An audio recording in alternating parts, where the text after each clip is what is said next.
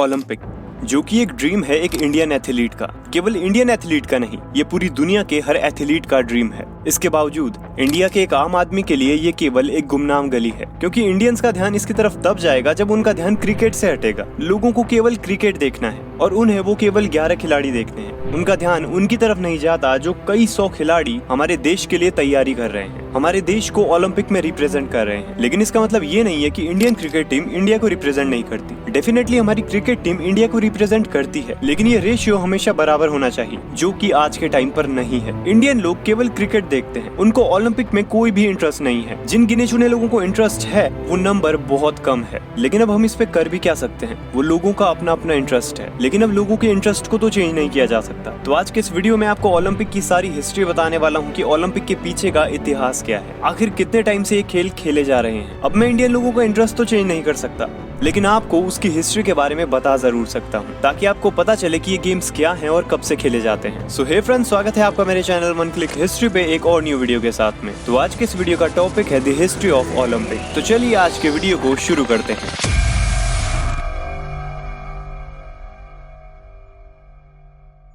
Olympics, जो कि दुनिया के सबसे बड़े गेम्स कंपटीशन है, जिसमें कि हर देश के टॉप एथलीट्स अपने देश को रिप्रेजेंट करते हैं और ओलंपिक्स में हिस्सा लेकर अपने आप को एक टॉप लेवल पे पहुंचाते हैं, जो कि एथलीट्स के लिए बहुत ही बड़ी वैल्यू रखता है। लेकिन आखिर इसने ये वैल्यू कब हासिल की, किस तरह हासिल की, आखिर ओलंपिक कब से खेले जाते हैं जो एथलीट इसे अपना एक ड्रीम मानते हैं, तो पूरी हिस्ट्री आज आपको बताने वाला हूँ।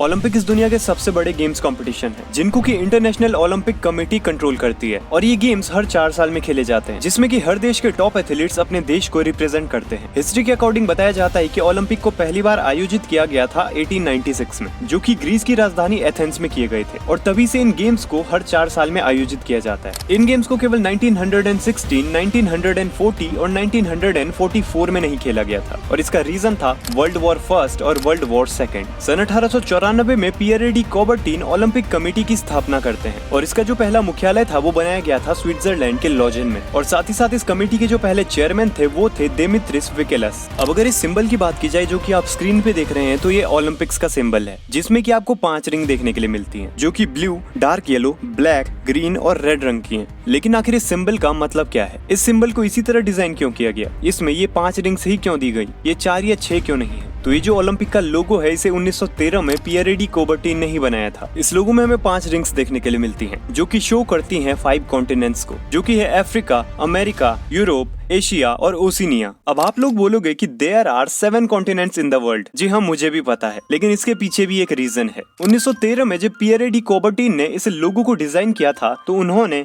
इस लोगो में उन्हीं कॉन्टिनेंट्स को शो किया था जो कि ओलंपिक्स में रेगुलरली और मेजरली पार्टिसिपेट कर रहे थे। और आपको पहले ही बता दूं कि आर्टिकल्स के अकॉर्डिंग बताया जाता है कि इसमें जो अमेरिकन कॉन्टिनेंट है उसमें साउथ अमेरिका और नॉर्थ अमेरिका कंबाइंड है, और ये जो ओशिनिया कॉन्टिनेंट है, हमारा ऑस्ट्रेलिया कॉन्टिनेंट भी इसी के अंडर आता है। तो इस लोगो में अगर देखा जाए तो यहाँ पर 5 नहीं 6 कॉन्टिनेंट इंक्लूड हैं, जिनमें कि केवल अंटार्कटिका को छोड़कर बाकी के सारे 6 कॉन्टिनेंट्स हैं। और आर्टिकल्स ये भी क्लियर करते हैं कि इस लोगो में केवल 5 कॉन्टिनेंट को लेने का मतलब ये नहीं है कि यहाँ पर किसी कॉन्टिनेंट को इग्नोर किया गया है। इस लोगो का ऐसा बिल्कुल भी मतलब नहीं है। ये केवल शो करता है उन कॉन्टिनेंट्स को जो कि ओलंपिक्स में मेजरली पार्टिसिपेट करते हैं। तो जहाँ तक मुझे लगता है 1913 में जब ये ओलंपिक लोगो बना होगा, तो उस टाइम पर अंटार्कटिका का इसमें कुछ ज्यादा पार्टिसिपेट नहीं होगा।